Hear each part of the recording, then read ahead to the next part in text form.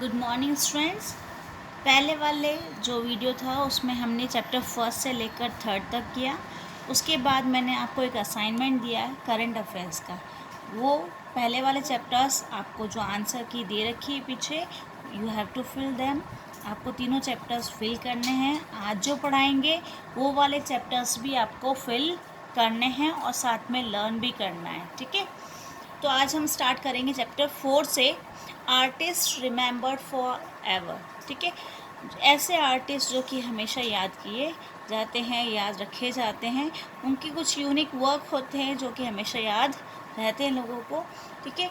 Many artist have become famous because of the unique works. बहुत सारे जो artist होते हैं उनका यूनिक वर्क होता है जो और कहीं नहीं देखने को मिलता है। तो आज हम उनके बारे में पढ़ेंगे, उनको रिकॉग्नाइज करेंगे। उनकी कुछ क्लिप्स दे रखी है, आपके पिक्चर्स दे रखी है उनके वर्क के बारे में, ठीक है। उसमें आपको उनके नाम फिल करने हैं, ठीक है।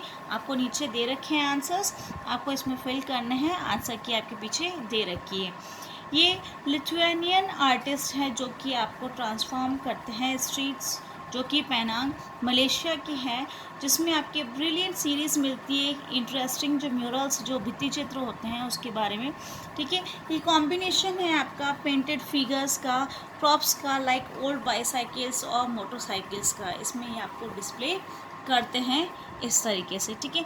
नेक्स्ट है आपकी ये जो जैसे पीटर की हैं, आर्टिस्ट जो थे पीटर, उन्होंने क्रिएट करी ये 3 डायमेंशनल जो पिक्चर है, ये एक ही पेपर से बनाई गई, ठीक है। उसकी कटिंग इस तरीके से करी कि उसकी जो शेडो है वो यहाँ पे दिख भी रही है, ठीक है। तो ये 3 dimensional sculptures by cutting and folding a single sheet of paper. मैंने बताया अभी आपको, एक ही पेपर को कटिंग करके फोल्ड करके जो है इस तरीके से बनाया है।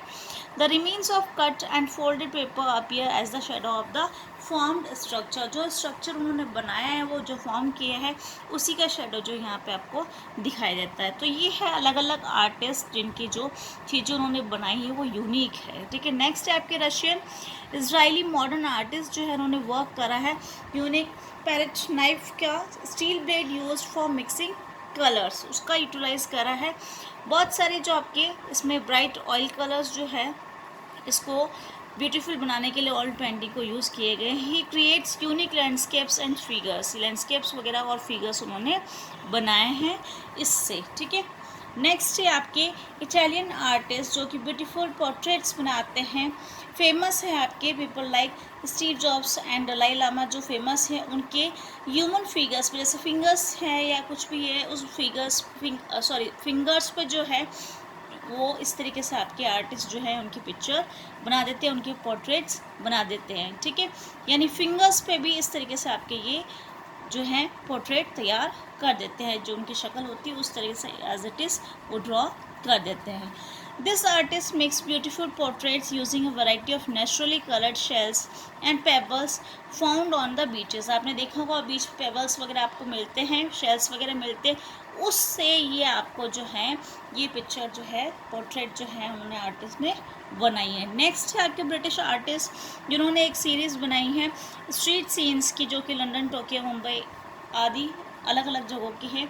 ये जो सीरीज़ है वो entirely made of cardboard and brown paper, केवल कार्डबोर्ड और ब्राउन पेपर से मिलाकर बनाएंगे। तो ये है कि इस तरीके से बहुत सारे आर्टिस्ट होते हैं ऑल ओवर वर्ल्ड में जो कि हमेशा याद किए जाते हैं, रिमेंबर्ड फॉर एवर, ठीक है। हमेशा याद किए जाते हैं, उनके कुछ यूनिक वर्क होते हैं उसके लिए।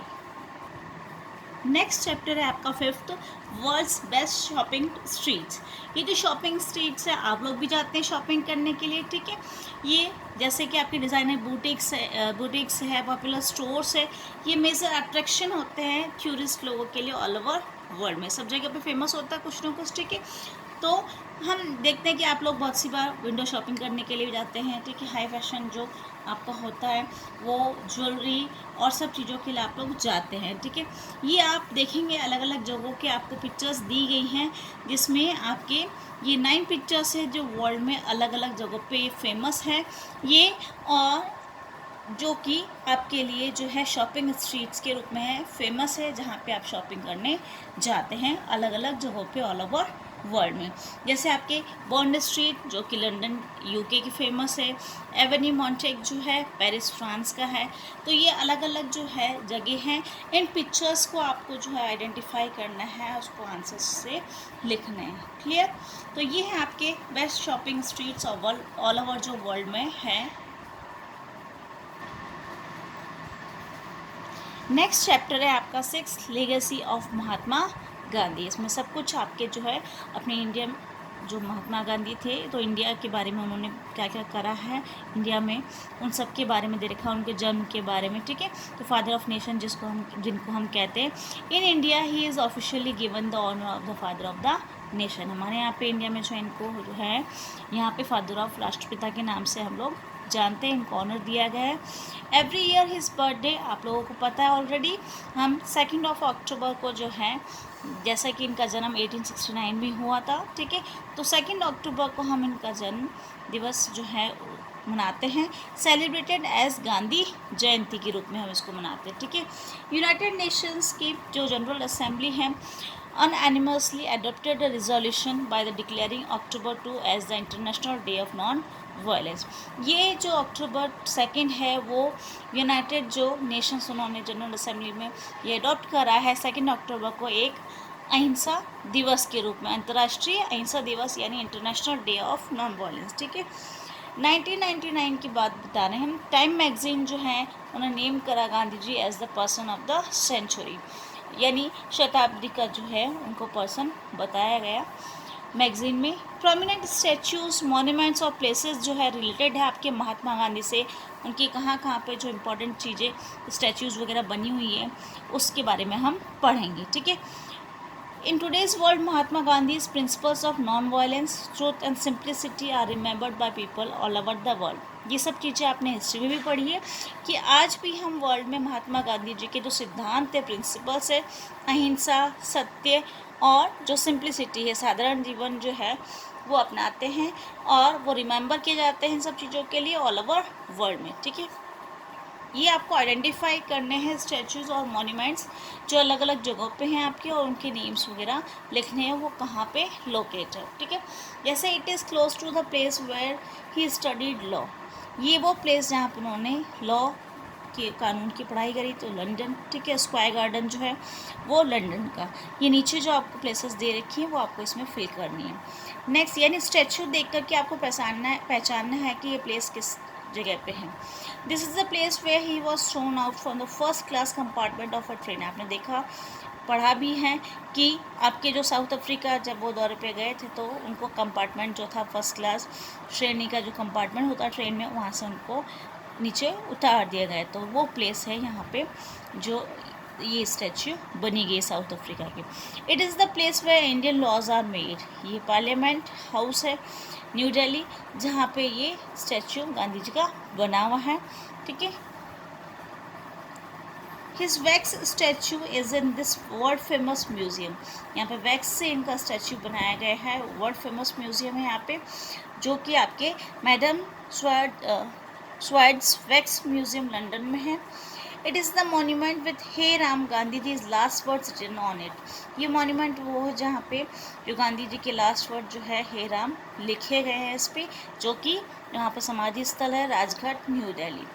It is the place where the assassinated जो मार्टियर्स कॉलम न्यू दिल्ली है, जहाँ पे उनको शहीद लोगों के लिए जो रखा गया है वो स्मृति के रूप में यहाँ पे, जहाँ पे उनको गांधी जी को जो अंतिम जो वहाँ पे, तो ये वो प्लेस है जहाँ पे शहीद हुए थे गांधी जी, जहाँ पे गोली मारी गई थी, उनकी हत्या गई थी, तो शहीद हुए थे, उस जगह के लिए फेमस है। नेक्स्ट चैप्टर है हु एम आई। जो पर्सन्स होते हैं कुछ चीज़ों के लिए यूनिक होते हैं, जिन्होंने कुछ अच्छे वर्क करे हैं अपनी लाइफ में, वो हमेशा माने जाते हैं। बहुत सारी चीज़ें हैं उनके कैरेक्टर के बारे में जो मानी जाती है, हर इंडिविजुअल के बारे में हम इसमें पढ़ेंगे। तो फर्स्ट जो आपका जैसे आपके a person who tries to do good for the humankind. आपने देखा होगा मानवता के लिए जो सबसे करते हैं, फिलैंथ्रोपिस्ट उसको कहते हैं। A person who looks at the bright side of the things, जो आशावादी लोग होते हैं वो उनको हम ऑप्टिमिस्ट बोलते हैं। A person who looks at the dark side of the things, हमेशा जो नेगेटिव थिंग्स देखते हैं वो पेसिमिस्ट होते हैं। A person who knows everything, जिनको सब कुछ पता हो। A person who knows many languages, linguist जिसको हम कहते हैं, ठीक है, जिसको बहुत सारी भाषाएं आती हों। A person who believes in fate, जो भाग्य में विश्वास करते हैं। A person who is disloyal to his own country, जो अपने कंट्री के लिए विश्वासघाती हो जाता है, ठीक है, उनके लिए वफादार नहीं होता है। Next, a person who composes poems, जो पोएम लिखते हैं, आप लोगों को सबको पता है पोएट होते हैं। A person who tries to remove evils and abuses prevailing in the society, जो सोशल रिफॉर्मर्स होते हैं, जो समाज सुधारक होते हैं, जो आपके समाज में जो भी गलत चीज़ें होती हैं, सामाजिक कुरीतियाँ होती हैं, जो गलत चीज़ें होती हैं आपके समाज में, वो सब चीज़ें हटाने की कोशिश करते हैं। A person who does not believe in the existence of the Almighty, जो कि इसमें विश्वास नहीं करते हैं भगवान में। अ person who holds a post without a salary, जिनके जो पर्सन ऐसे होते हैं जो बिना किसी सैलरी के जो है कुछ पोस्ट को पे काम करते हैं। A man whose manners are more like those of a women than a man, जो कि आपके एफेमिनेट कहलाते हैं, जिनके जो मैनर्स होते हैं मोर like those of a women की तरह दिखते, लेकिन देन अ मैन से ज़्यादा।